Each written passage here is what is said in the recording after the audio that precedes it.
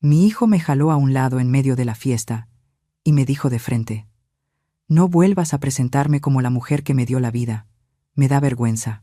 En ese instante, entendí que para él, yo ya no era su madre, sino una mancha que debía ocultar bajo las luces amarillas de esa mansión en México. No discutí ni lloré, solo respondí una frase: «Está bien». Aquella noche lluviosa, en silencio, borré mi nombre de todos los papeles en los que él se apoyaba, y 2 días después, en una reunión familiar llena de gente, algo colocado frente a él dejó a toda la habitación en completo silencio. Me llamo doña Elena. He vivido más de 60 años, y alguna vez pensé que ya entendía todas las dificultades de la vida, pero me equivoqué. En Polanco, entre mansiones siempre iluminadas y fiestas que huelen a dinero, dejé de ser madre. Solo soy una sombra, un detalle sobrante dentro del cuadro perfecto que mi propio hijo dibujó y que está dispuesto a borrar cuando le resulta vergonzoso. Ese día, Mateo, mi hijo, estaba de pie en el centro de la sala. Era guapo, elegante. El traje azul marino, hecho a la medida, se ajustaba a sus hombros anchos, el cabello peinado hacia atrás, brillante. La sonrisa radiante que había practicado frente al espejo miles de veces. Alzaba su copa junto al señor Alfonso, el socio más importante de la empresa constructora, donde acababan de ascenderlo a director de proyecto. Y a su lado estaba Camila, mi nuera. Era hermosa como una muñeca de porcelana cara, exhibida dentro de una vitrina bien cerrada. Vestido de seda rojo ceñido al cuerpo, joyas de oro finas pero costosas, la mirada afilada recorriendo el salón como un gato que inspecciona su territorio. Camila fue quien eligió este vestido gris ceniza para mí. «Póngase este color, mamá», me dijo anoche, con una voz suave pero que no admitía un no. Es discreto. La ayuda a mezclarse con la multitud. Mezclarse. Es decir, desaparecer. Bajé la mirada hacia el vestido. Era elegante, de buena tela, pero me hacía sentir como una empleada doméstica a la que el dueño le presta ropa usada para colarse en una fiesta. Yo no pertenecía a ese lugar. El olor intenso del perfume, el aroma del cigarro cubano, el olor de la arrogancia flotando en el aire me dificultaban respirar. «Relájate, Elena», me dije a mí misma. «Estás aquí por tu hijo. Solo quédate quieta, sonríe y no rompas nada». Traté de hacerme lo más pequeña posible, pero el destino no me permitió ser una sombra en paz. Un grupo de personas se acercó hacia mí. Eran amigos de la familia de Camila, mujeres de mi edad, pero con la piel tersa, collares de perlas y bolsos de piel de cocodrilo. Al frente iba Patricia, la tía de Camila, una mujer con una mirada inquisidora, como de rayos X. Se detuvo frente a mí.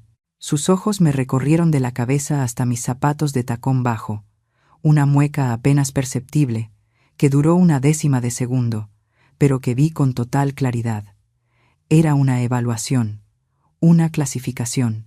«Buenas tardes», habló la señora Patricia. Su voz era aguda y sonora, atrayendo la atención de algunas personas cercanas. «La he visto parada aquí desde hace rato. Se ve usted distinta. Nunca la he visto en las fiestas de la familia Valenzuela». Mi corazón dio un salto. La garganta se me secó, tragué saliva e intenté forzar una sonrisa amable. La sonrisa que mi madre me enseñó, que es el mejor arma de una mujer cuando pasa por un momento incómodo. «Sí, buenas tardes», respondí, con la voz un poco temblorosa. «¿Y usted quién es?», preguntó ella después, moviendo suavemente su copa de vino tinto. La pregunta no parecía malintencionada, pero sonaba como una trampa. ¿Es la nueva ama de llaves de la casa de Camila o algún familiar que vino del pueblo? El espacio a mi alrededor pareció quedarse en silencio. Vi a Mateo a unos 5 metros de distancia. Estaba sonriendo a un hombre con traje gris, pero al escuchar la voz de la señora Patricia, su sonrisa se endureció. Sus ojos se movieron rápido hacia mí. Esa mirada no era preocupación por mí. Era miedo, miedo puro. Pero yo, con el instinto de una madre sencilla, que nunca había sabido mentir sobre su propia sangre, no capté esa señal de advertencia a tiempo. Mi dignidad fue tocada. Yo no era una empleada, no era una mendiga. Levanté un poco la cabeza, miré directo a los ojos de la señora Patricia. No, señora, dije con voz clara, con un orgullo ingenuo. Soy la madre de Mateo. Yo soy quien lo dio a luz. Apenas terminé de hablar, el aire se congeló. Fue como si hubiera arrojado una piedra sucia en medio de una mesa llena de comida impecable. La sonrisa en el rostro de la señora Patricia se apagó. Parpadeó, me miró, luego miró a Mateo y volvió a mirarme, con una expresión que pasó de la curiosidad al asombro y finalmente a una mezcla de lástima y burla. «Oh», alargó la voz, «¿la madre de Mateo?» Yo pensé que, quiero decir, Mateo nunca había mencionado. Dejó la frase en el aire. El silencio se expandió. Las personas alrededor empezaron a girar la cabeza. Los murmullos surgieron como un enjambre de abejas. «Esa es su madre. Mírala. Se ve tan corriente». Yo pensé que su mamá ya había muerto o vivía en el extranjero. ¿Cómo Mateo permite que ella vaya vestida así? Cada susurro que escuchaba era como agujas clavándose en mis oídos. La cara me ardía, sentía la sangre subirme a las orejas, quemándome. Miré hacia Mateo buscando protección, una sonrisa tranquilizadora, un brazo que se alzara para decir: «Sí, ella es mi madre, la mujer más grande de mi vida». Pero no, Mateo no vino. Dejó la copa sobre la mesa con tanta fuerza que el vino se derramó. Dijo algo a los invitados, una disculpa apresurada, y luego caminó rápido hacia mí. En su rostro no había ninguna suavidad. Apretaba los dientes, marcando los tendones de la mandíbula. Sus ojos cafés, esos que yo besaba cada noche cuando era niño, ahora estaban fríos como dos bolas de metal. No me miró, me tomó del codo. El agarre fue fuerte. Sus dedos se clavaron en mi carne a través de la tela, dolía. «Venga conmigo», siseó entre dientes. No era una invitación, era una orden. Me arrastró con firmeza, no tan brusco como para que alguien gritara, pero lo suficiente para obligarme a caminar a trompicones detrás de él. Atravesamos a la multitud. Bajé la cabeza, sintiendo decenas de miradas clavadas en mi espalda como flechas envenenadas. Camila estaba ahí, con los brazos cruzados, observándonos con el rostro helado, sin la menor intención de intervenir. Incluso se giró para sonreírle a la señora Patricia, como diciendo: «Perdón por este pequeño inconveniente». Mateo me llevó a un pasillo vacío, cerca de la cocina.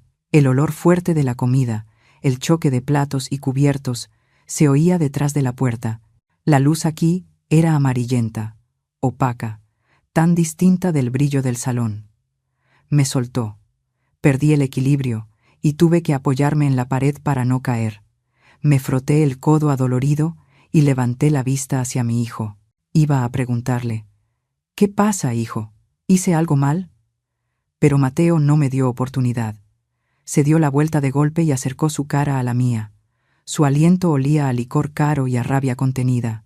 «¿Está loca o qué?», gruñó, manteniendo la voz baja, como un animal furioso. Me quedé helada. «Mateo». Yo solo respondí. ¿Respondió? Me cortó, con una voz afilada como navaja. ¿Quién le pidió que respondiera? ¿Quién le dio permiso de decir que es mi madre delante de ellos? Me quedé sin vida. Sentí el corazón aplastado por una mano invisible.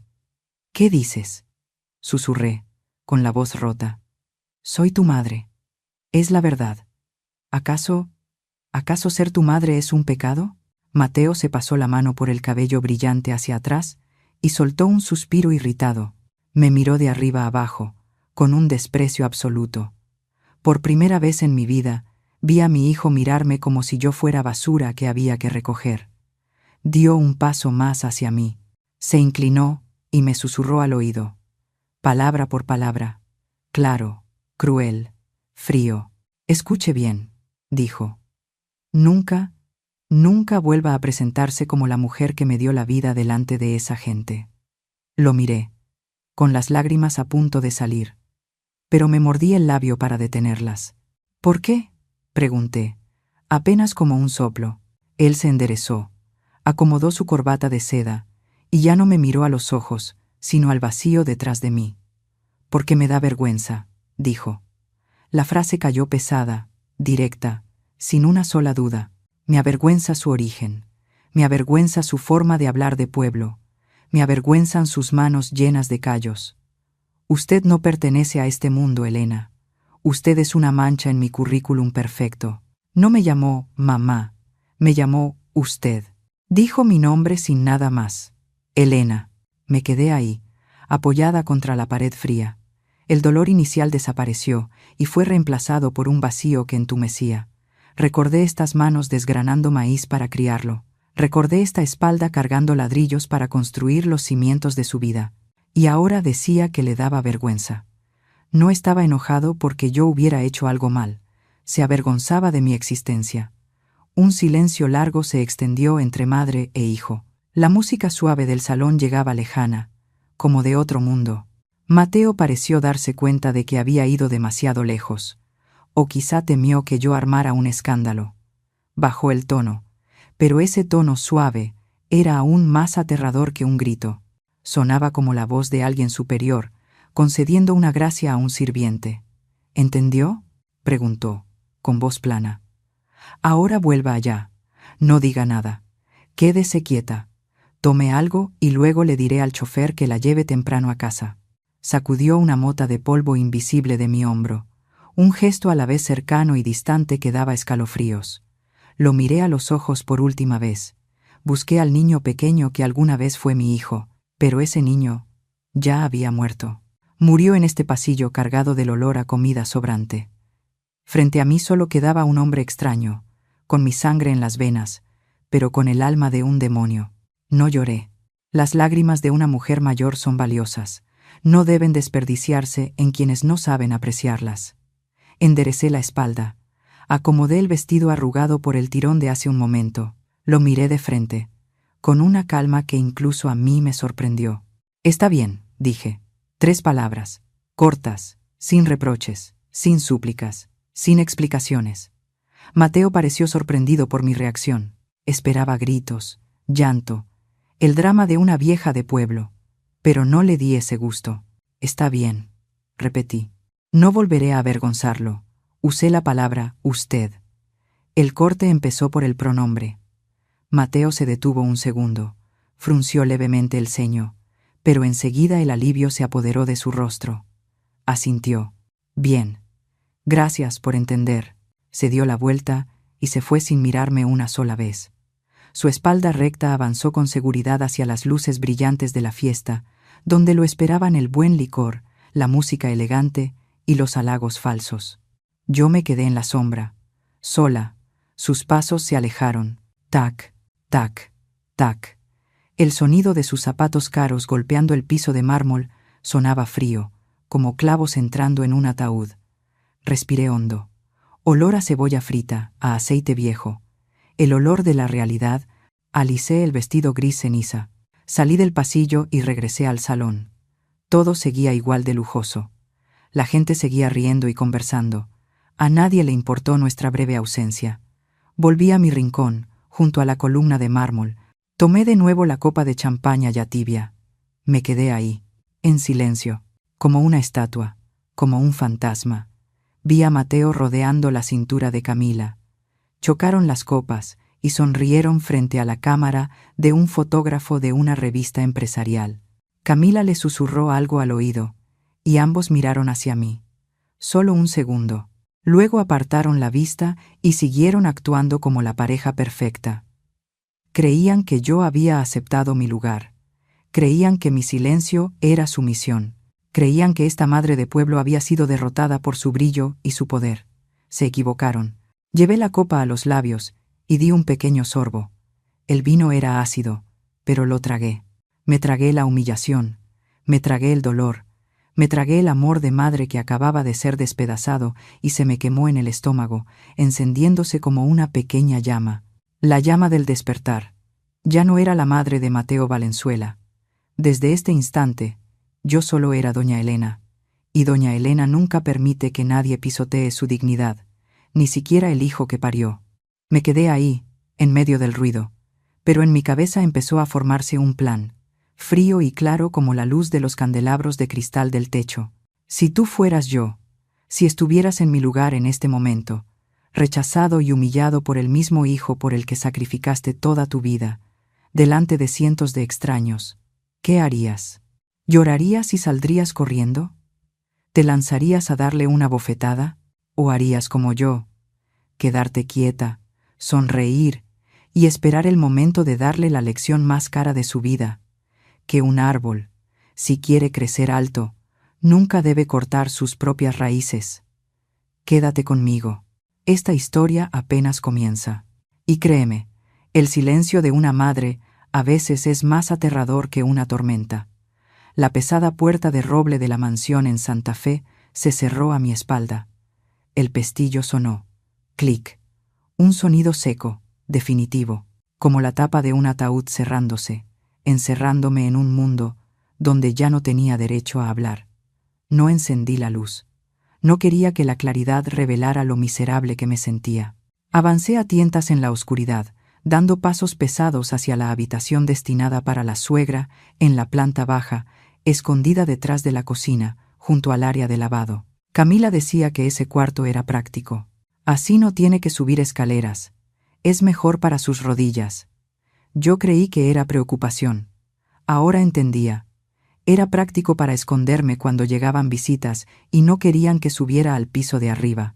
Práctico para convertirme en una guardiana invisible. Me senté en el borde de la cama. El colchón de resortes caros se hundió, pero no me dio ni un poco de calor. El cuarto estaba helado.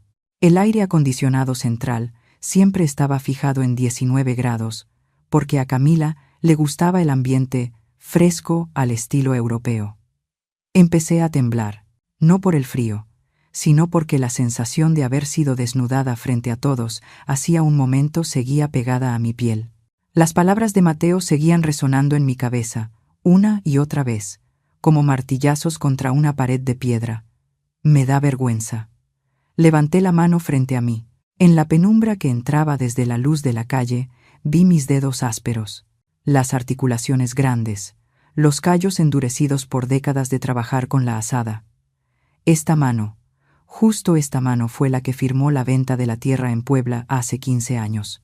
Los recuerdos llegaron sin avisar, irrumpieron en mi mente, brillantes y dolorosos, completamente opuestos a la oscuridad fría del presente.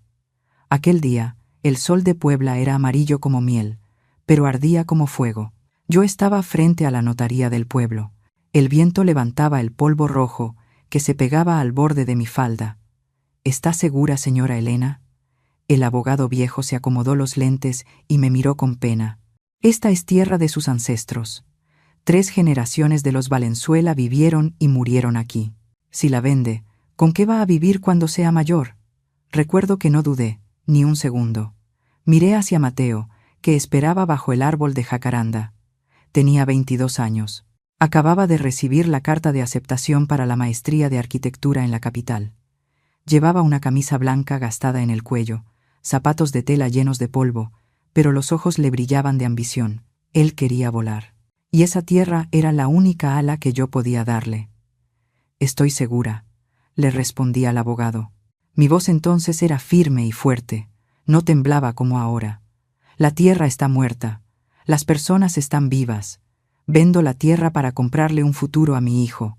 Lo vendí todo, el maizal, la casa de tejas, de 3 habitaciones, incluso los viejos olivos.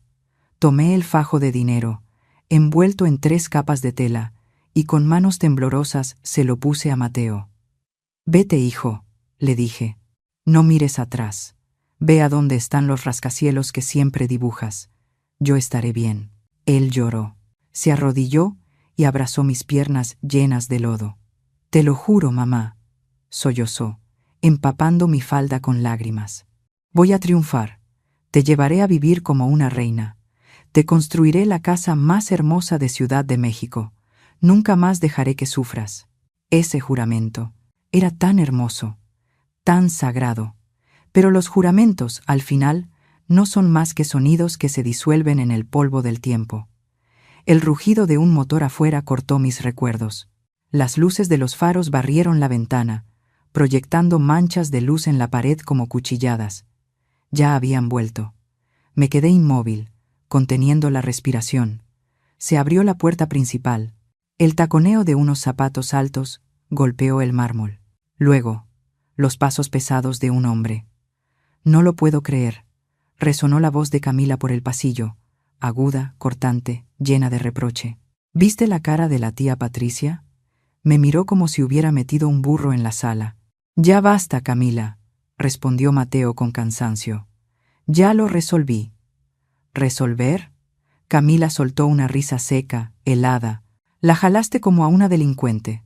Mañana todo Polanco va a estar hablando de esto, de que el director de proyecto, Mateo Valenzuela, tiene una madre que parece salida de un pajar del siglo pasado». Yo permanecía sentada en la habitación a oscuras. Apreté con fuerza la sábana. Hablaban de mí. No como de una persona, sino como de un problema. Una mancha en un vestido de seda. «¿Y qué querías que hiciera?», explotó Mateo. Sus pasos se detuvieron en la sala, separados de mí solo por una pared delgada. Le dije que no hablara. No pensé que se le fuera a salir. «Eso es lo que es, Mateo», lo interrumpió Camila. «Ese olor a rancho no se quita. Por más ropa de marca que le pongas, seguirá siendo doña Elena la vendedora de maíz.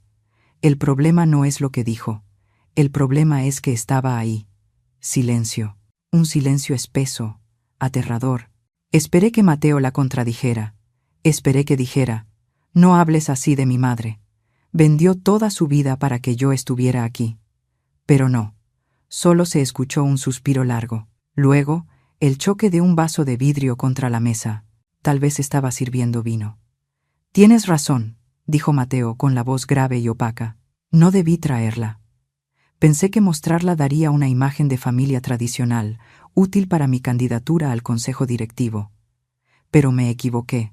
Ella arruinó por completo el ambiente elegante que estamos construyendo».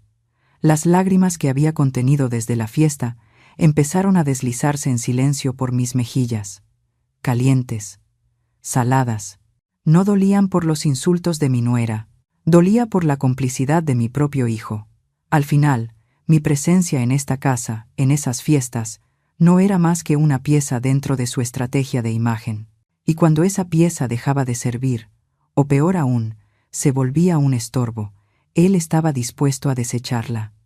«¿Y ahora qué hacemos?», bajó la voz Camila, con un tono más calculador.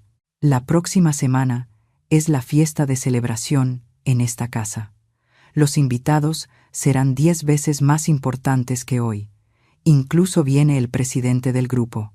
No podemos permitir que el riesgo se repita». «Lo sé», respondió Mateo. «Hablaré con ella. Le diré que se vaya a algún lado. Que regrese al pueblo a visitar parientes, por ejemplo». «¿A qué pueblo?», se burló Camila. «Si ya vendió toda la tierra, ¿la vas a echar a la calle?». «Entonces, que se quede en el cuarto», dudó Mateo. «Decimos que está enferma, o cansada, lo que sea, mientras no salga a la sala cuando haya gente». «Está bien», cerró Camila. Los tacones volvieron a sonar, alejándose hacia las escaleras. «Tú encárgate de eso. No quiero tener que hacer de villana. Me voy a bañar. Traigo el cuerpo impregnado de pueblo». Los pasos se perdieron en el piso de arriba. La puerta del dormitorio principal se cerró. La casa volvió al silencio. Solo yo quedé sentada en la oscuridad de la planta baja. Miré alrededor del cuarto en penumbra. Sobre el armario había una foto vieja enmarcada en madera barata. Era del día en que Mateo se graduó de la universidad. Yo estaba a su lado, sonriendo hasta achinar los ojos, abrazando un enorme ramo de girasoles. Él me rodeaba con el brazo, con una expresión llena de orgullo. Ese día se sentía orgulloso de mí, porque entonces mi sacrificio era el trampolín que lo impulsaba. Ahora que ya había volado alto, mi existencia se había convertido en un peso que lo arrastraba hacia abajo. Me puse de pie. Las rodillas crujieron. Caminé hacia el viejo ropero de madera en la esquina, lo único que traje conmigo desde Puebla, lo mismo que Camila había intentado tirar varias veces, porque no combinaba con la decoración moderna. Abrí el cajón inferior. Debajo de la ropa interior gastada, saqué una caja de lata oxidada. Dentro había papeles. El contrato de venta de la tierra de aquellos años.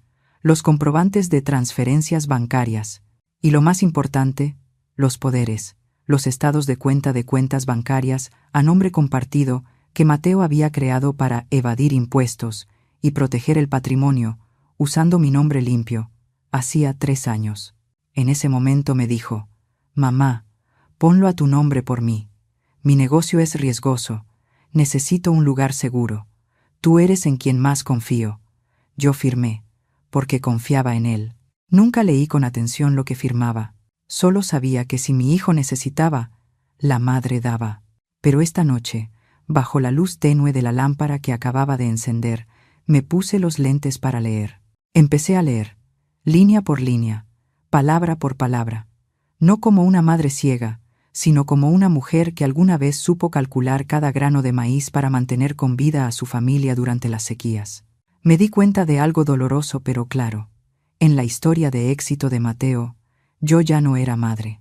Era un detalle que había que esconder de cara a la imagen, pero al mismo tiempo era una caja fuerte donde él guardaba sus secretos financieros. Se avergonzaba de mí, pero necesitaba mi nombre. Quería que yo fuera invisible, pero necesitaba mi firma visible en los documentos legales. Una sonrisa amarga apareció en mis labios. No era una sonrisa de alegría, sino la acidez de un limón exprimido hasta la última gota y luego arrojado. Cerré la caja de metal. Un clic resonó en la noche silenciosa. Sonó más fuerte que el portazo de antes. Ya no lloré. Las lágrimas se habían secado. Guardé la caja en el fondo del ropero y la cerré con cuidado. La llave la pasé por una cadena de plata que llevaba pegada al cuello. Fui hacia la cama, me acosté y me cubrí hasta el pecho. El estómago me dolía de hambre porque no había comido nada en toda la noche, pero no bajé a la cocina. No iba a comer las sobras de su refrigerador esa noche. Cerré los ojos. La imagen de Mateo, arrodillado a mis pies en Puebla, se desvaneció. En su lugar apareció su rostro frío en la fiesta. Me da vergüenza. Está bien, hijo. Si me ves como una mancha que hay que borrar, entonces te mostraré qué tan profundas son las raíces de esa mancha. ¿Quieres que tu madre sea una sombra? Seré una sombra, pero olvidas algo. La sombra siempre es más grande que el cuerpo cuando el sol se pone. ¿Y tu sol? Ya está empezando a caer, Mateo. Si esta historia tocó tu corazón, suscríbete al canal para acompañarnos hasta el final, porque lo que viene, nadie lo espera. Y no olvides decirnos desde dónde nos estás viendo en los comentarios. Queremos saber hasta dónde llegan nuestras historias. El aire dentro de la casa cambió. No explotó como una bomba. Se volvió espeso, poco a poco, asfixiante. Como cuando está a punto de caer una tormenta en Puebla, las nubes negras bajan hasta casi tocar el suelo y oprimen el pecho, haciendo difícil respirar. Después de aquella noche de la fiesta, nadie volvió a mencionar lo ocurrido. Nadie pidió perdón. Nadie dio explicaciones. Mateo y Camila se comportaron como si lo del pasillo nunca hubiera pasado. Pero yo sabía que se había levantado un muro invisible, espeso, transparente y helado. La tercera mañana después de ese evento, entré a la cocina a las 7. La costumbre de madrugar de la gente del campo se lleva en la sangre y no se quita. En la cocina, Camila estaba de pie junto a la cafetera Nespresso carísima. El aroma del café recién molido llenaba el aire, muy distinto al café de olla con canela que yo solía tomar. Al verme entrar, la espalda de Camila se tensó un poco. Solo un poco. Luego se giró y sonrió, una sonrisa industrial. Solo los labios se curvaban. Los ojos seguían planos como un lago muerto. «Buenos días, mamá», dijo Camila. «¿Tan temprano? ¿Por qué no duerme un poco más?» «Ya estoy acostumbrada», respondí, avanzando hacia el refrigerador para tomar la jarra de agua. Camila dio un paso al costado, suave, pero se interpuso en mi camino. «Yo se la traigo», dijo rápido. «Siéntese mejor. Ya tiene edad. No ande caminando tanto en la cocina. No vaya a resbalarse. Y luego, ¿qué problema?» Me detuve. ¿Resbalarme? He caminado por surcos de tierra desparejos durante 60 años sin caerme jamás, y ahora en este piso de granito pulido le preocupa que me resbale. Camila sirvió el agua en un vaso de cristal y lo dejó sobre la isla de la cocina, lejos de la zona de preparación. Ah, mamá, añadió con un tono ligero, como si hablara del clima. Esta noche vamos a tener visitas. El corazón me dio un brinco. ¿Qué visitas? Unos amigos del consejo directivo de Mateo y algunos socios inversionistas, dijo mientras limpiaba una mancha invisible en la superficie. Puras cosas de trabajo, números, contratos. Entendí lo que quería decir, pero me quedé en silencio, esperando que se dictara la sentencia. Camila volvió a mirarme con la expresión más falsa de comprensión que había visto. Pensamos hablar en la sala. Va a haber ruido y humo de cigarro. Mamá, mejor cene temprano en su cuarto. Le diré a María que le lleve la bandeja. Come tranquila viendo la tele. Estos temas de negocios dan dolor de cabeza, y usted tampoco los va a entender. No los va a entender. Esas 3 palabras fueron como 3 bofetadas en la cara. No me prohibió salir, me aconsejó quedarme en el cuarto, por mi propio bien. Crueldad envuelta en una falsa preocupación tan dulce que daba miedo. Miré a mi nuera. No parpadeó. Estaba esperando resistencia. O sumisión. Recordé mi plan. El silencio es un arma. Asentí con la cabeza. Sí, dije. También me siento un poco cansada. Comeré en el cuarto. Los ojos de Camila brillaron con satisfacción. Soltó el aire, como si se hubiera quitado un peso de encima. Gracias, mamá. Es usted muy comprensiva. Comprensiva. Es decir, sabe comportarse. Sabe desaparecer a tiempo. Esa noche me quedé sentada en mi cuarto, con la puerta entreabierta. Afuera, en la sala, se oía el tintinear de las copas, el jazz sonando bajo, las risas ruidosas de hombres exitosos y mujeres sofisticadas. María, la empleada doméstica, me llevó la bandeja con la cena. Arroz frito, un poco de pollo salteado, sopa de verduras, sobras del mediodía. Miré la comida y luego miré hacia la puerta. Escuché la voz de Mateo, fuerte, segura, llena de poder. Hablaba de visión, de valores, de sustentabilidad. La familia es mi base, lo escuché decir. Todo lo que hago es por mi familia. Unos aplausos dispersos sonaron. El señor Mateo es todo un ejemplo de hombre, elogió una voz femenina. Yo masticaba el pollo seco. ¿La familia es la base? Esa base estaba encerrada en un cuarto de 15 metros cuadrados junto a la cocina, comiendo sobras, mientras él usaba la palabra familia para pulir su imagen allá afuera. Ya no me sentí triste, sentí náuseas. Los días siguientes fueron una cadena de aislamiento sutil. Me convertí en un fantasma dentro de la casa de mi propio hijo.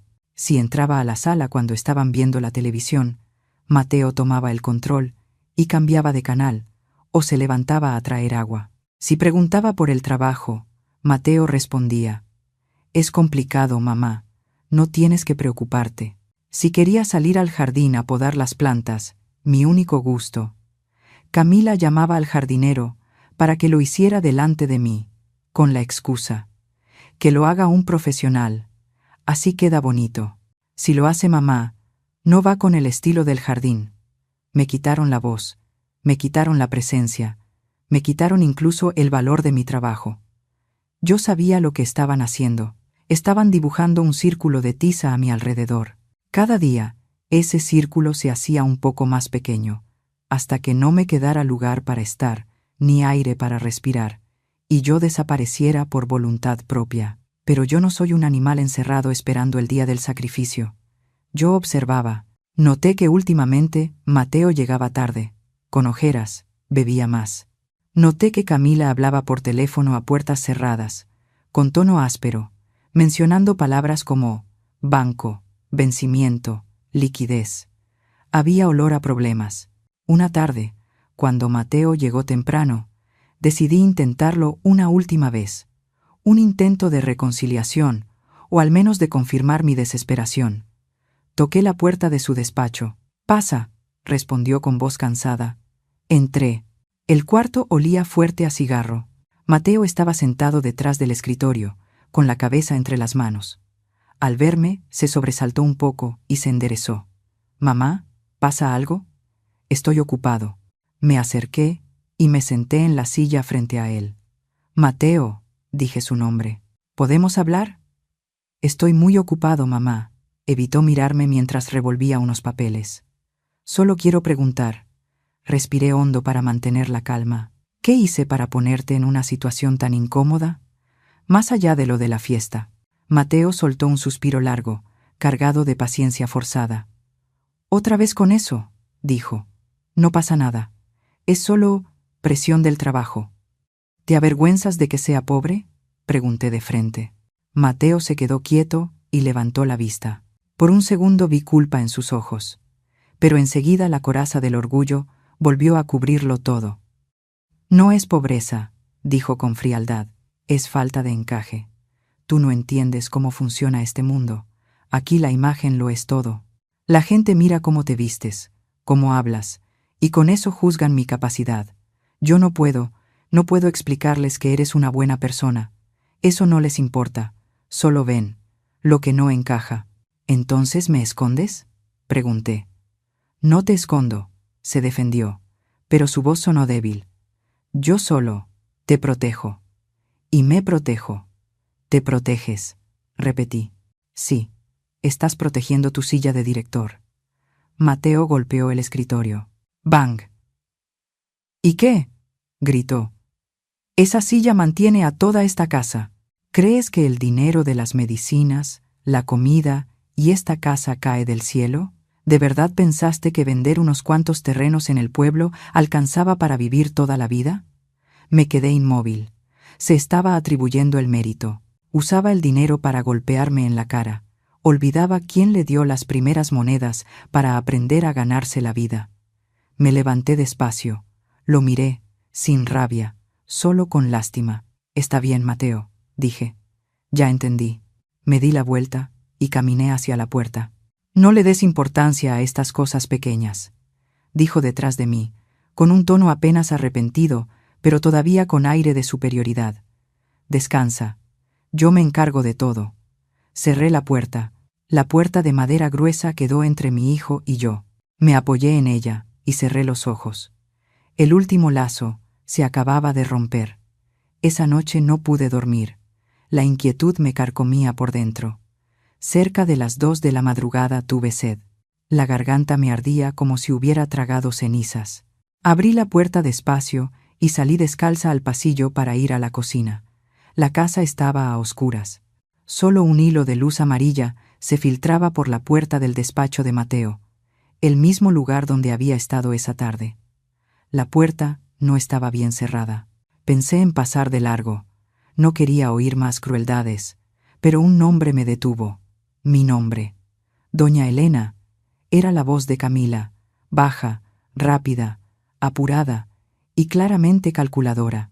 Me quedé quieta en la oscuridad, pegada a la pared, conteniendo la respiración. «Tienes que ser firme, Mateo», dijo Camila. Se escuchó el roce de unos papeles. «La situación de la empresa está muy tensa. El banco ya está presionando por tus créditos personales. Si llegan a saber que los bienes en garantía están a nombre de ella y que ella ya no está del todo lúcida». «Mamá sigue lúcida, Camila», respondió Mateo con voz débil. «Solo es de pueblo, pero su cabeza está bien». «¿Bien de qué?», replicó Camila con fastidio. «Ya está senil. El otro día casi rompe un jarrón de cerámica. Escúchame, necesitamos reestructurar los bienes. Tú tienes que tener el control total. Si todo sigue a su nombre, cada vez que haya que vender o hipotecar algo, habrá que llevarla a firmar, ir al notario. Y si un día se le ocurre no firmar, ¿qué?». Hubo un silencio. El corazón me latía con fuerza en el pecho. Un sudor frío me recorrió la espalda. No solo querían que yo guardara silencio, querían quitarme el poder. «¿Qué quieres decir?», preguntó Mateo. «Tutela», dijo Camila. 2 palabras frías cayeron como piedras. «Iniciar el trámite para declarar que tiene limitada su capacidad legal. Por la edad, por el choque cultural. Da igual. El abogado de mi papá se encarga. Solo necesitas aceptar. Y pasamos la administración de los bienes a tu nombre. Es por seguridad». Me tapé la boca para no soltar un sollozo. Capacidad limitada. Convertirme en una loca, en una anciana desvariada, para arrebatarme descaradamente lo que yo figuraba como dueña por ellos. «No sé», dudó Mateo. ¿No es demasiado? Mamá va. Mamá no se va a enterar de nada, lo convenció Camila, con una voz dulce empapada de veneno. Seguirá viviendo aquí. Seguirá comiendo bien.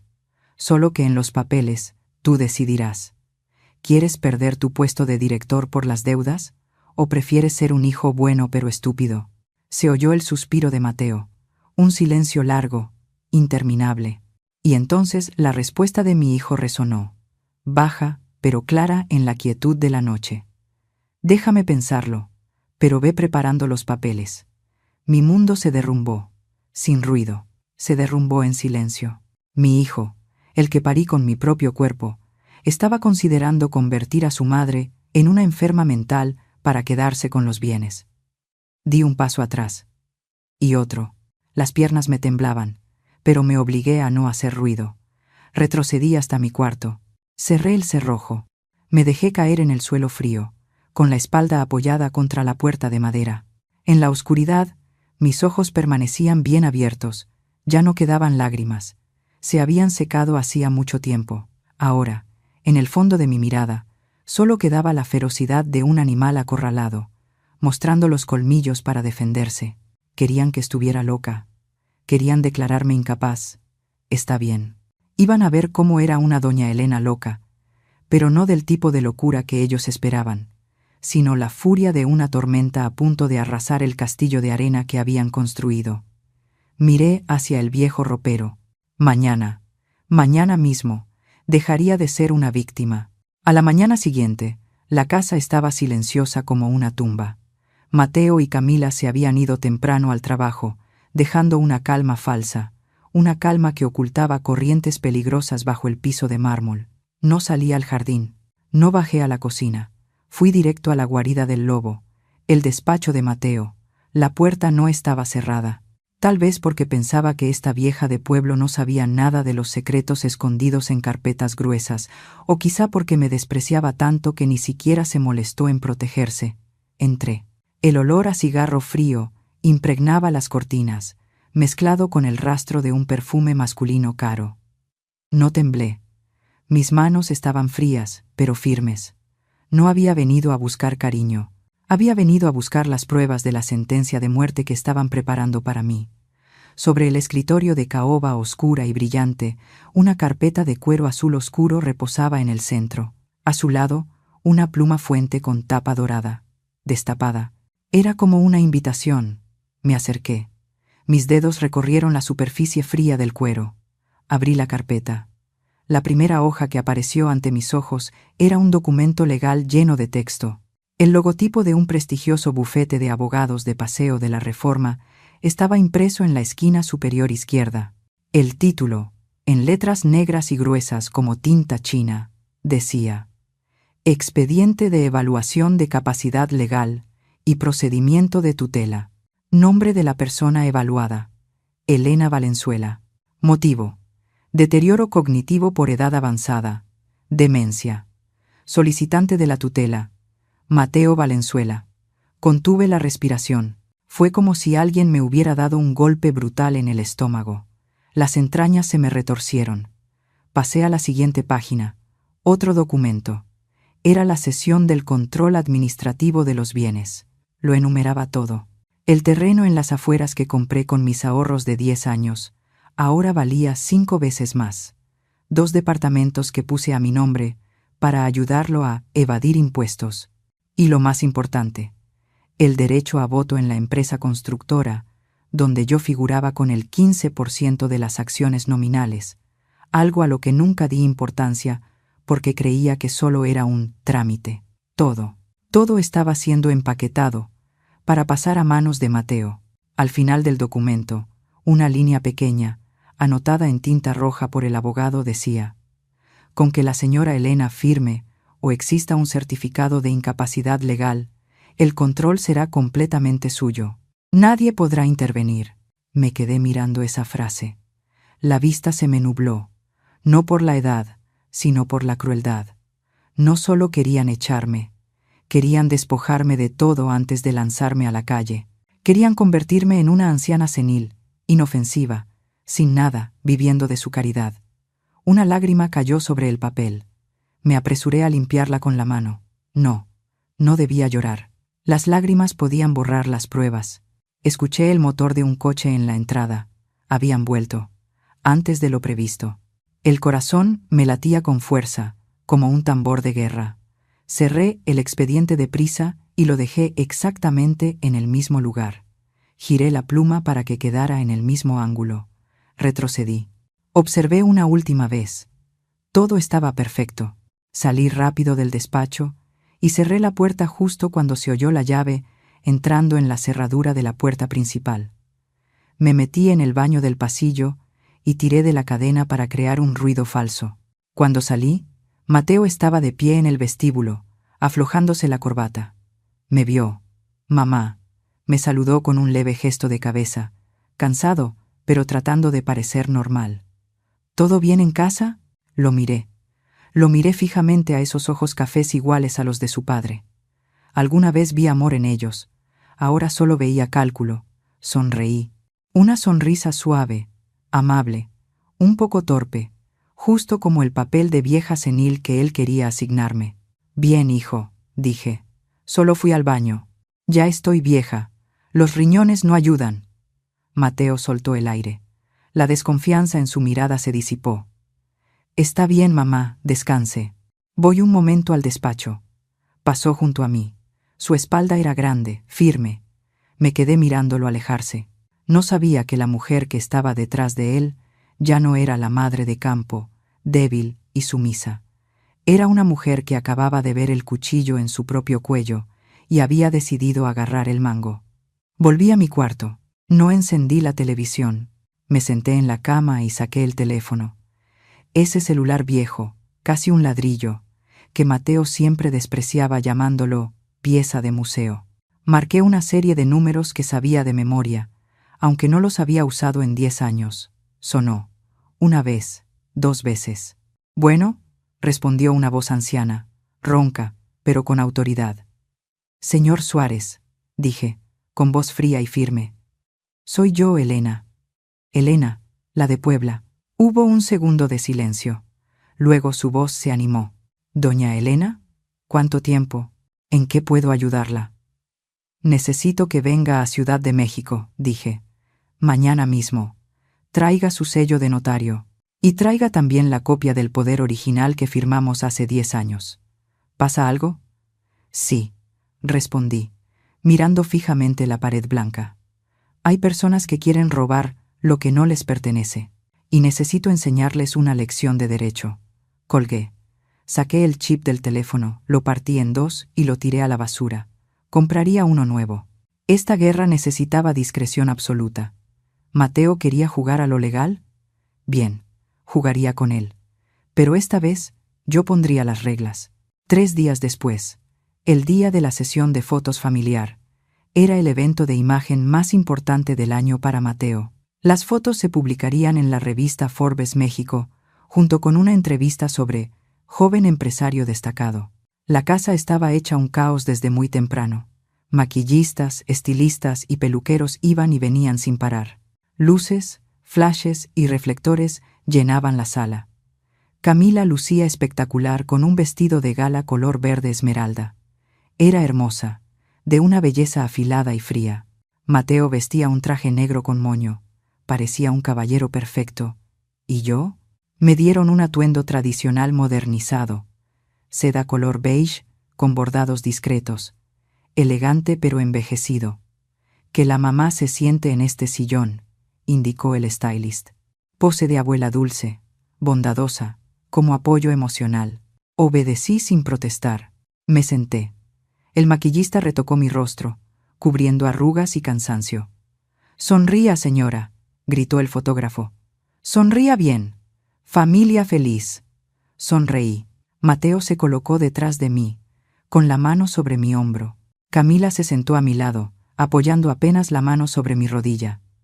Clic, clic, clic. Los flashes explotaban sin parar. Me ardían los ojos. «Perfecto, perfecto», elogió el fotógrafo. Entonces llegó el momento decisivo. «Ahora», dijo el fotógrafo revisando la pantalla. «Necesitamos una foto de poder. Solo la pareja. Estilo moderno. Líderes de tendencia. Camila se levantó de inmediato. Se acomodó el vestido. Los ojos le brillaban. Este era el momento que estaba esperando. Mateo me miró. Por un segundo vi duda, pero la ambición ganó. «Mamá», dijo con suavidad, «puedes hacerte a un lado un momento, para que nos tomemos esta foto solos». «Hacerme a un lado», asentí. Me levanté y salí del encuadre. Me quedé junto al técnico de luces. «Un poco más allá, por favor», dijo él moviendo la mano. «Todavía aparece en la esquina de la toma». Retrocedí 2 pasos más.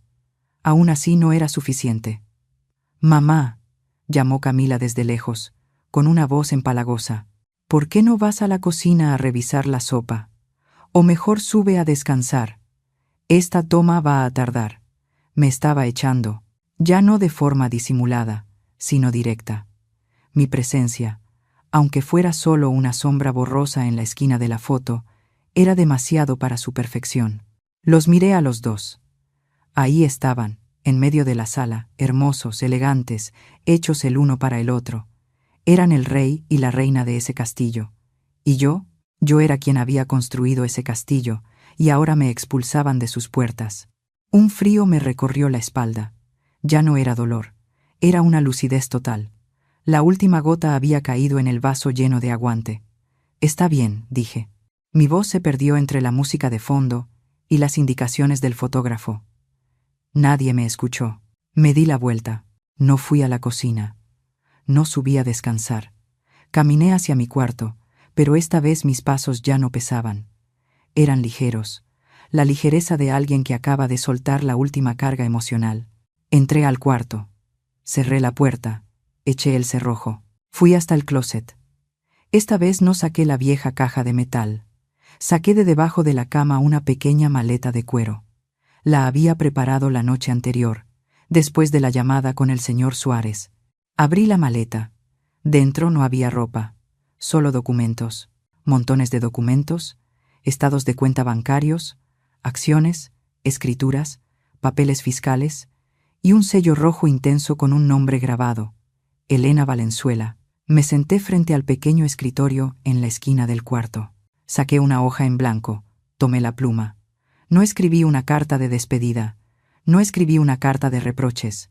Escribí una solicitud de bloqueo, de activos y revocación de poderes, dirigida a Banco Central de México y Secretaría de Planeación e Inversión. Escribí palabra por palabra. Mi letra temblaba por la edad, pero era firme y precisa. Firmé, Elena Valenzuela.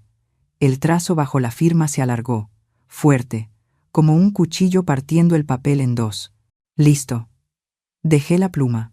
Afuera seguían entrando risas, aplausos para la pareja poderosa. Celebraban una victoria hecha de espejismos.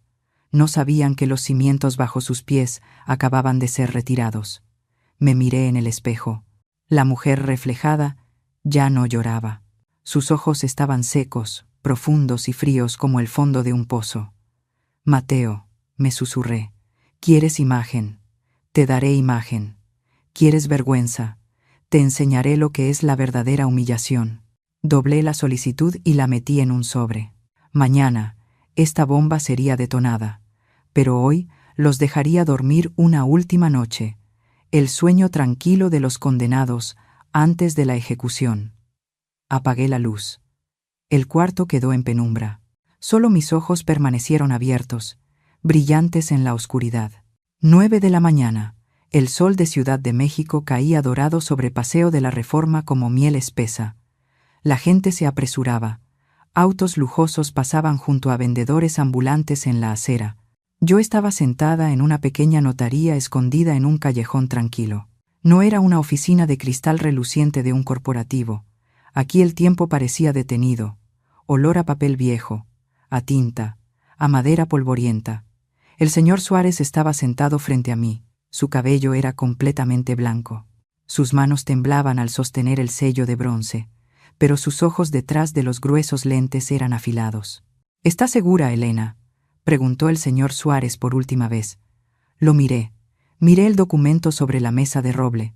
Documento de revocación total de poderes. A su lado, otro. Aviso de cancelación de aval crediticio. Nunca he estado más segura, respondí. Mi voz no tembló. El señor Suárez asintió. Levantó el sello, inhaló hondo. ¡Clac! El sonido del sello retumbó, seco y preciso. Un círculo de tinta roja apareció en el papel, rojo como sangre. ¡Clac! El segundo documento. ¡Clac! El tercero. Cada golpe sonó como un martillazo clavando el ataúd de la carrera de Mateo. Él no lo sabía. En ese mismo instante, quizá estaba sentado en su oficina de cristal, firmando proyectos millonarios, confiado en que detrás de él había una fortuna gigantesca respaldada por el nombre Elena Valenzuela.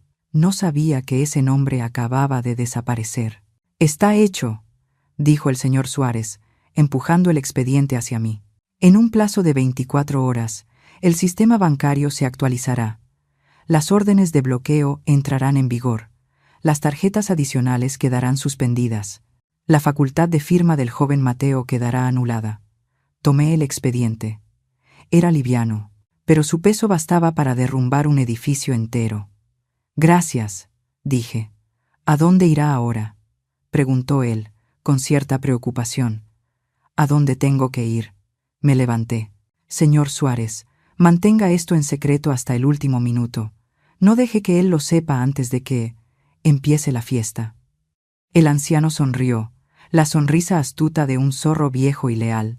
«Un notario sabe guardar silencio, Elena. Hoy no la he visto. Solo vi a una clienta venir a certificar un testamento. Salí de la oficina. El sol seguía dorado. La calle seguía llena, pero el mundo ya había cambiado. Tomé un taxi. A la sede del banco BBVA, sucursal Polanco, le dije al conductor. Me quedaba una última cosa por hacer. Sacar la leña del fondo de la olla. 12 del mediodía. Volví a casa. La mansión seguía en silencio. Mateo y Camila aún no habían regresado. Entré a la cocina. Abrí el refrigerador y saqué los ingredientes para preparar el almuerzo. Cociné mole poblano, el tradicional pollo con salsa de chocolate picante de mi tierra, el platillo que a Mateo más le gustaba cuando era niño. Un platillo complejo, que lleva horas moler especias. El olor del chile tostado, del cacao amargo, de la canela intensa se esparció por la cocina moderna y fría. El sabor de los recuerdos llenó el aire. 7 de la noche. Ellos llegaron. Mateo entró y aspiró el aire. «¿Qué olor es ese?» «Está muy fuerte», frunció el ceño. «¿Qué cocinaste? Va a impregnarse en las cortinas». «Mole», dije, colocando el plato de pollo sobre la mesa. «Hoy me sentí bien. Quise cocinar para ustedes». Camila miró el plato oscuro y espeso y torció los labios. «Gracias, mamá, pero nosotros comemos low carb. Ese platillo tiene muchas calorías. ¿Y el color? Da un poco de cosa». No comió. Apartó el plato a un lado. Mateo apenas picó un poco con el tenedor por compromiso y luego lo dejó. «Ya estoy lleno. Al mediodía comí demasiado con los clientes». Me quedé sentada mirando el plato que se enfriaba. Era la última comida que les cocinaría, y la habían rechazado, mejor así. Ese rechazo me quitó el último rastro de culpa. «¿Cómo va el trabajo?», pregunté. Una pregunta trampa. Mateo se limpió la boca con una servilleta de tela, con aire satisfecho. «Muy bien, mamá. El nuevo proyecto está por arrancar. El capital ya se liberó en parte. Tengo el control total. Todo está bajo control». Bajo control. Tomé un sorbo de agua para ocultar la sonrisa irónica en mis labios. «Me alegra», dije. «Me alegro por ti». «Ah, mamá», añadió Camila sin levantar la vista del celular. «Mañana es la gran fiesta. Recuérdalo. Quédate en tu cuarto. No salgas.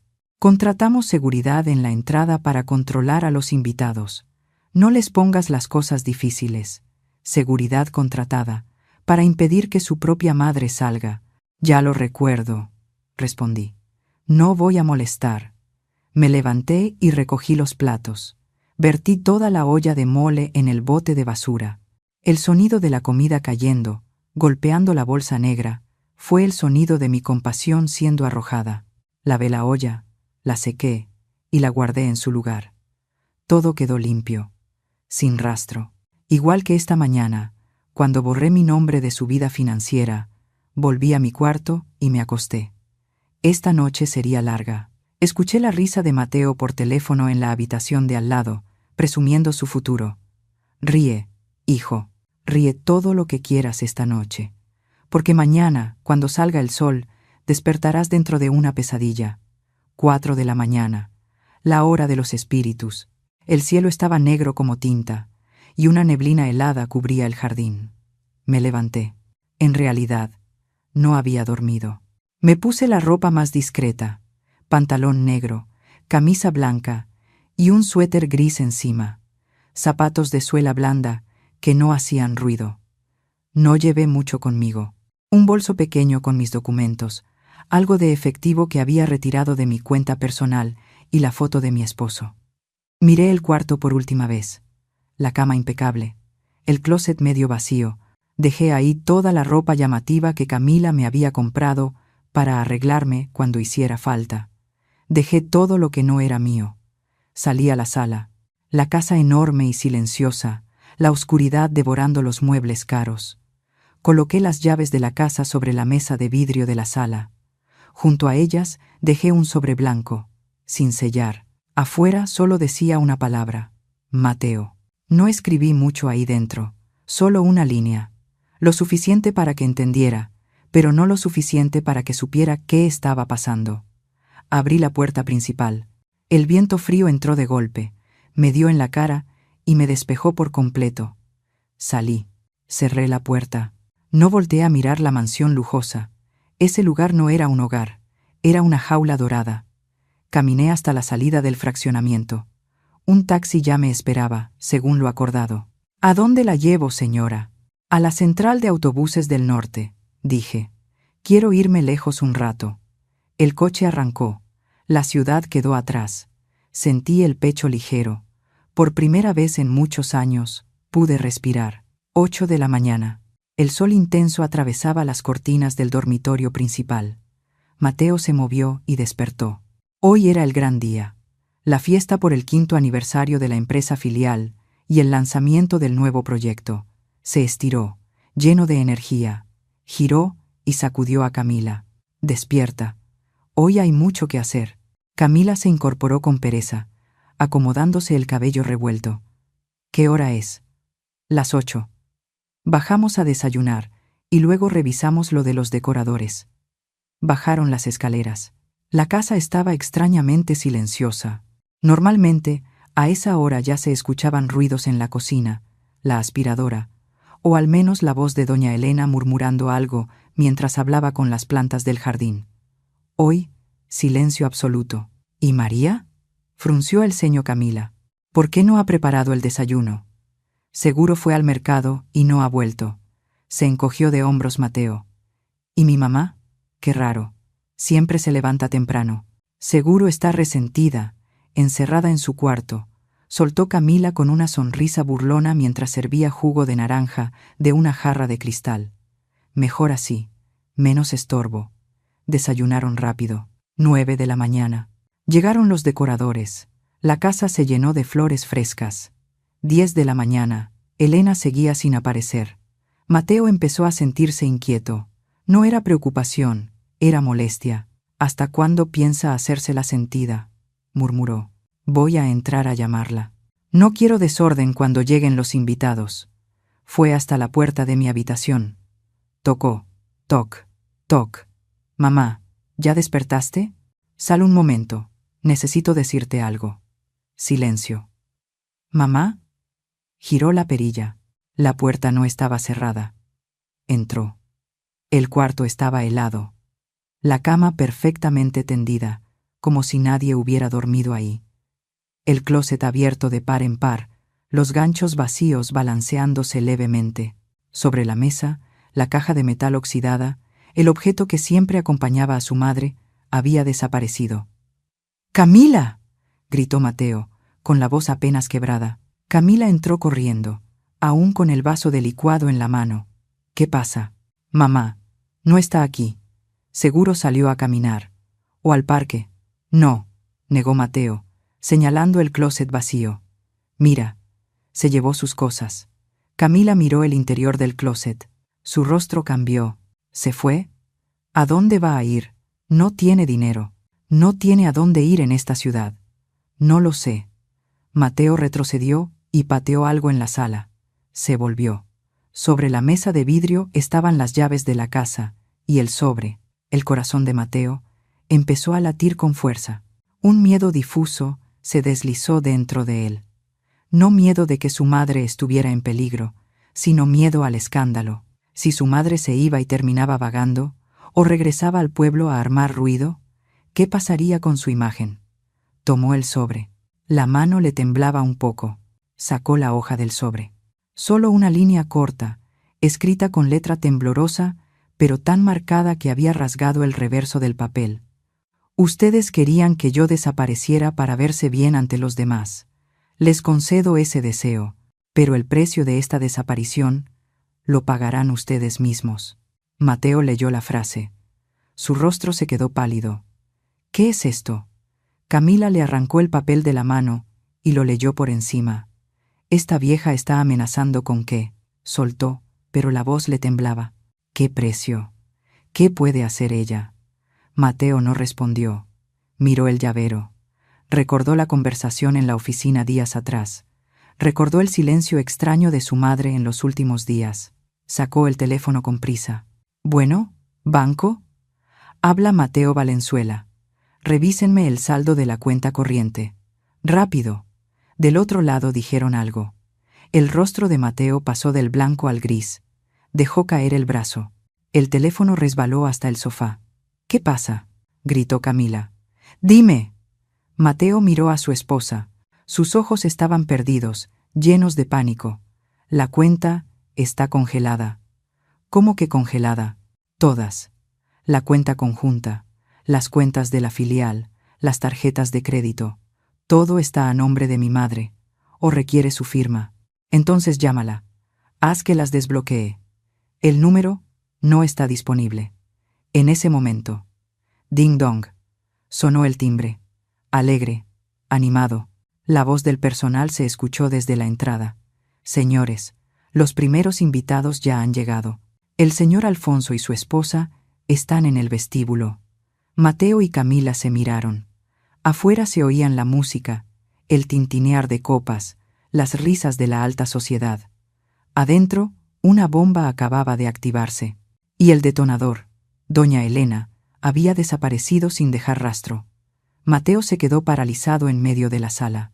El sudor frío le brotó en la frente. La fiesta había comenzado. Pero el verdadero espectáculo apenas estaba por empezar. 7:30 de la noche. La fiesta arrancó. Música clásica salía del cuarteto de cuerdas en una esquina. Las copas de cristal tintineaban. Las risas falsas resonaban por todo el salón. Mateo estaba en el centro, con una copa de vino tinto oscuro como sangre en la mano. Sonreía, pero su sonrisa estaba torcida. El sudor frío le perlaba las sienes y corría por el cuello de la camisa blanca. Miraba el teléfono a escondidas cada 5 minutos. Seguía sin haber noticias mías. El banco seguía marcando error en las transacciones. «Oye, Mateo». El señor Alfonso, presidente del grupo, le dio una palmada en el hombro. Era corpulento, con anillos de oro en los dedos y olor fuerte a puro. «Dicen que el capital del nuevo proyecto ya está listo, ¿no?» «Muy bien hecho. Hoy en día, conseguir liquidez tan rápido es cosa rara». «Sí, sí, señor presidente», balbuceó. «Todo va según lo planeado». «Bien, bien», soltó Alfonso con una carcajada.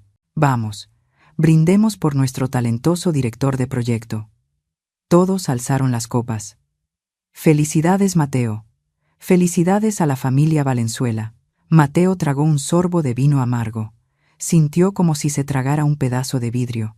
Camila, a su lado, tenía la sonrisa rígida, como si estuviera pegada con cemento. Le apretó el brazo. «Haz algo, no lo dejes notar». En ese momento, la puerta del salón se abrió. No era un invitado. Un hombre con traje gris, cargando un portafolio negro brillante, entró. Su expresión era seria, fría, totalmente fuera de lugar entre los vestidos de seda y el lujo. No era personal de servicio. Era el abogado representante del señor Suárez. Mateo lo vio. Su corazón se detuvo por un segundo. El hombre caminó directo hacia Mateo, paso firme. El taconeo resonó contra el piso de piedra, toc, toc, toc, apagando incluso la música suave. La gente se abrió a los lados de manera instintiva. Olían el drama, el olor del problema. El abogado se detuvo frente a Mateo. ¿El señor Mateo Valenzuela? Ese soy yo, respondió Mateo, con la voz áspera. ¿Pasa algo? Estamos en medio de una fiesta. Al abogado no le importó. Abrió el portafolio y sacó un sobre grande color café, sellado con el rojo intenso de la oficina del actuario. Vengo autorizado por la señora Elena Valenzuela, dijo en voz alta, que retumbó por todo el salón, a entregar una notificación legal urgente. El nombre Elena sonó como un disparo. La fiesta quedó en silencio absoluto. Los músicos dejaron de tocar. El señor Alfonso bajó la copa y frunció el ceño. ¿Mi madre? Mateo forzó una sonrisa. Mi madre. Seguro mandó un regalo. Ella está de vacaciones. No es un regalo, dijo el abogado con frialdad. Es una orden de recuperación de bienes y un aviso de revocación de representación. Le empujó el sobre contra el pecho. La señora Elena exige que usted se retire de inmediato de la administración de todos los bienes a su nombre, incluida esta casa, y del 15% de las acciones con derecho a voto de la empresa que usted está usando como garantía. Mateo quedó paralizado. Las manos le temblaron. El sobre cayó al suelo. Plaf. Los documentos se deslizaron fuera. Sellos rojos brillaron bajo la luz de la lámpara. Revocado, congelado, cancelado. Términos legales secos, afilados como bisturíes, exponiendo la verdad frente a las personas más importantes de la carrera de Mateo. El señor Alfonso se agachó y recogió una hoja. La leyó por encima. Su rostro se ensombreció. Mateo, gruñó, ¿dijiste que el financiamiento estaba listo? Porque estos papeles dicen que todos tus activos de respaldo son de tu madre y que ella acaba de retirarlos. Presidente, déjeme explicarle, balbuceó Mateo, sin una gota de sangre en la cara. ¿Explicar qué? Alfonso le lanzó el papel al pecho a Mateo. Eres un estafador. Usaste los bienes de tu madre anciana para aparentar, ¿y ahora ella te echó a la calle? El murmullo estalló. Dios mío, ¿puedes creerlo? Resulta que era rico gracias a su mamá, y dicen que la escondía porque le daba vergüenza. Bien merecido. Las miradas de admiración se volvieron desprecio. Las sonrisas sociales se transformaron en muecas burlonas. Mateo se quedó ahí, solo. Miró alrededor buscando ayuda. Pero Camila ya había retrocedido, con el rostro cubierto por las manos, temblando de vergüenza. Nadie se puso de su lado, porque la única persona que siempre lo había defendido, pese a todos sus errores, era su madre. Y él mismo la había echado. Mateo bajó la vista hacia los papeles esparcidos en el suelo. No vio letras. Vio el rostro de su madre, cansado y resignado, el mismo que él había considerado pueblerino. Ahora, esa supuesta simpleza regresaba para darle el golpe final en el escenario más lujoso de su vida. Se desplomó, cayó de rodillas en medio del salón, no para suplicar, sino porque las piernas ya no le sostenían. El soporte invisible había desaparecido. La sombra de la humillación lo cubrió, más fría que cualquier noche de invierno. 11 de la noche. La fiesta había terminado. No, no terminó. Se hizo pedazos. Los invitados se fueron hace rato. Alfonso anunció la cancelación de la alianza ahí mismo, en la puerta, antes de subir a su coche. La mansión enorme quedó llena de copas rotas, flores marchitas y botellas caras derramadas. El olor ácido del alcohol mezclado con perfume viejo creó un aroma a fracaso. Mateo estaba sentado en el piso frío, recargado en la base del sofá, el saco tirado a un lado, la corbata deshecha, miraba fijo a la nada. Camila estaba sentada en la esquina opuesta, el rímel corrido por todo el rostro. Ya no lloraba, permanecía inmóvil, como una muñeca rota. Se acabó, susurró Camila, con la voz ronca. Lo perdimos todo. Mateo no respondió. En su cabeza, curiosamente, ya no pensaba en el dinero. pensaba en el plato de mole poblano de la noche anterior, el plato de pollo oscuro, feo, que su madre había cocinado, el plato que él había despreciado y que Camila había tirado a la basura. Esa fue la última comida, la última oportunidad que su madre le dio. ¿Por qué hizo eso?, murmuró Mateo. ¿Por qué fue tan cruel? Porque tú fuiste cruel primero, dijo Camila de repente. Mateo volteó a verla. Camila levantó la cabeza. Con los ojos enrojecidos lo miró de frente. Y porque yo también fui cruel, continuó Camila, mientras las lágrimas volvían a caer. Nosotros somos unos miserables, Mateo. ¿Qué dices? ¿No te das cuenta? Camila soltó una risa torcida. Ella no pidió dinero, solo pidió respeto. La tratamos como un objeto viejo que había que esconder. Pero cuando ese objeto desapareció, toda esta casa se vino abajo. Camila se levantó y caminó hacia el closet vacío del cuarto, que antes era de su suegra. Abrió la puerta y aspiró el olor húmedo que aún quedaba. Siempre le tuve envidia, confesó Camila. ¿Envidia? Mateo se sorprendió. ¿De una vieja pueblerina? Sí, porque ella tenía algo que yo no tengo. Tenía una fuerza interior. Vendió su tierra, su casa, sacrificó toda su vida sin quejarse una sola vez. ¿Y yo? A mí me basta con que murmuren un poco para querer desaparecer. Ella era 100 veces más fuerte que nosotros. Mateo se quedó en silencio. Miró la casa lujosa y vacía. Recordó a su madre escondida junto a una columna en el restaurante. Recordó la frase, «Yo soy su madre», y su propia respuesta, «Me da vergüenza». Un dolor le apretó el pecho. No era el dolor de haber perdido dinero. Era el dolor del arrepentimiento tardío. Entendió que no solo había sido un mal hijo, había sido un hombre cobarde, construyendo su ego sobre la espalda de la mujer a la que despreciaba. «Me equivoqué», dijo Mateo, con la voz quebrada. «Me equivoqué, Camila». Se cubrió el rostro con las manos. Los hombros le temblaron. El llanto salió, ahogado, profundo. No era el llanto de un niño caprichoso. Era el llanto de un hombre que acababa de darse cuenta de que había perdido su alma. Camila se acercó y se arrodilló junto a su esposo. No lo consoló, solo rodeó los hombros de Mateo con los brazos. «Ve a buscar a tu madre», dijo Camila, «no para pedirle que te devuelva los bienes, sino para pedirle perdón. Porque si no, nunca vamos a volver a vivir en paz». Mateo alzó la mirada. «¿Pero dónde la buscamos?», cortó todo contacto. «En su tierra», dijo Camila con firmeza, «en el lugar donde todo empezó, o en los sitios de los que ella hablaba. Ella no nos abandonó, solo está esperando ver si todavía somos dignos de que vuelva». Mateo se secó las lágrimas. En sus ojos empezó a aparecer una determinación distinta. «Tienes razón», se puso de pie. «Vamos, ahora mismo». «¿No vas a cambiarte?». «No», dijo Mateo, mirando su aspecto desaliñado. «Así está bien. Mi madre no necesita ver a un director elegante. Necesita ver a su hijo desnudo por dentro». Salieron de la mansión de millones de dólares, dejando atrás las ruinas de una fama falsa. Se internaron en la noche, comenzando el camino para recuperar a la persona que habían perdido.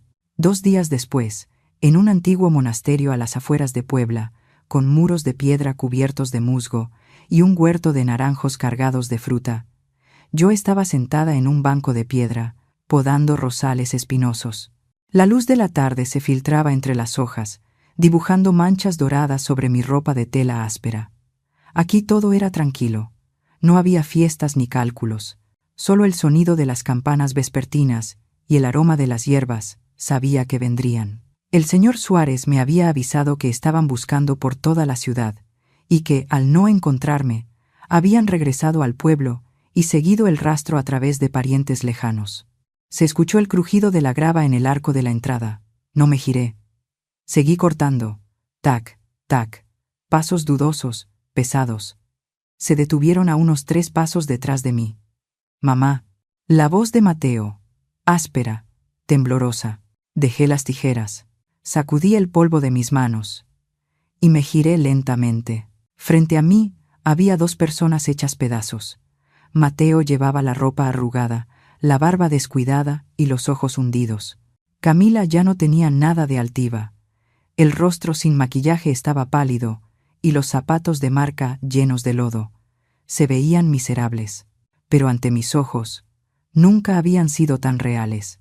La capa brillante se había desprendido por completo. Mateo me vio, y ya no pudo contenerse. Corrió hacia mí, y se desplomó de rodillas a mis pies. Sus rodillas golpearon la piedra con fuerza, pero no le importó. Me abrazó las piernas, igual que aquel día en que vendí la tierra para que pudiera estudiar. «Mamá», sollozó, «me equivoqué. Perdóname. Soy un miserable». Camila también se arrodilló a su lado. No se atrevió a tocarme. Solo bajó la cabeza y las lágrimas cayeron al suelo. «Perdónanos, mamá», murmuró Camila. «No necesitamos el dinero. Te lo devolveremos todo. Solo te pedimos que no te vayas así». Los miré a los dos. El corazón se me retorció. ¿Qué madre no sufre al ver sufrir a sus hijos? Pero no podía ablandarme. La compasión en ese momento mataría la lección que tanto me había costado construir. No me incliné para levantarlos. Enderecé la espalda. «Levántense», dije con voz firme. Mateo alzó la cara, llena de lágrimas. «Mamá, te dije que te levantes». Elevé la voz. «No vendí mi tierra ni mi casa para criar a un hijo que solo sabe arrodillarse y llorar». Mateo y Camila se pusieron de pie, temblando, con la cabeza baja. «¿A qué vinieron?», pregunté. «¿A pedir mi firma de vuelta?». «No», negó Mateo con fuerza. «Jamás. Lo juro. Solo queremos que regreses. La casa está vacía. Tengo miedo. ¿Miedo a perder el dinero o miedo a estar solo?». «Miedo a perderte a ti», dijo Mateo mirándome a los ojos. Esta vez vi sinceridad. Ya perdí toda mi dignidad. Ahora entiendo que sin ti, esa dignidad no era más que basura. Guardé silencio un largo momento. El viento de la tarde trajo el aroma de las naranjas maduras. «Está bien», dije despacio. «Los perdono». Los ojos de ambos se iluminaron. «Pero», levanté un dedo, «con condiciones». «Las que sean», dijo Camila de inmediato. Primero, miré fijamente a Camila. «No soy alguien que se esconda. Soy la dueña de esta familia.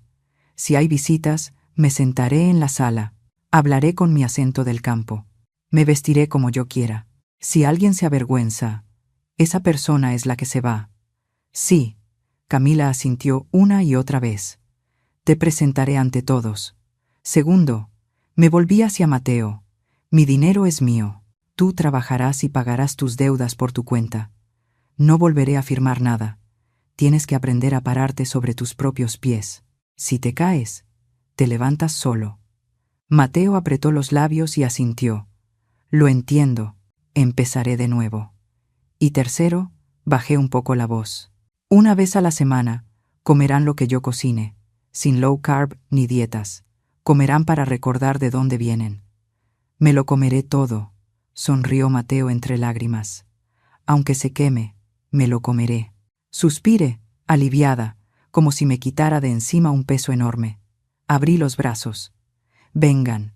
Los dos se lanzaron a abrazarme. Los estreché con fuerza. Mateo, tan grande, lloraba como un niño. Camila apoyó la cabeza en mi hombro empapado. El sol de la tarde se apagaba. La oscuridad comenzaba a caer sobre el jardín.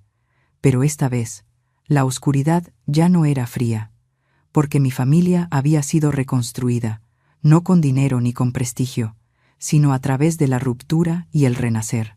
La historia que acabas de escuchar es ficticia, pero cada mirada de desprecio, cada evasión en público, cada firma con la que doña Elena retiró el poder, toca algo muy real, que no todas las venganzas buscan destruir. Hay historias de venganza escritas, con un silencio frío, con la dignidad despertando, y con la lección que enseña a los hijos extraviados cuál es el precio de olvidar sus raíces. Doña Elena no es una heroína, es solo una madre de campo común, que vendió las tierras de sus ancestros para que su hijo pudiera volar alto, que aceptó convertirse en una sombra invisible en fiestas lujosas, que fue tratada por el propio hijo que parió como una mancha que había que esconder, pero en lugar de dejar que el dolor la hundiera, lo convirtió en una palanca. no con reproches, sino con una desaparición calculada, no con destrucción, sino retirando exactamente aquello que había entregado, para que quienes construyen castillos sobre arena enfrenten por sí mismos el derrumbe. Ella no quería que su hijo quedara en la ruina, solo reclamó su dignidad, y cuando lo logró, quienes adoraban las apariencias se vieron obligados a reconocer el valor real de los lazos familiares, porque no existe riqueza duradera si se construye negando a quien te dio la vida.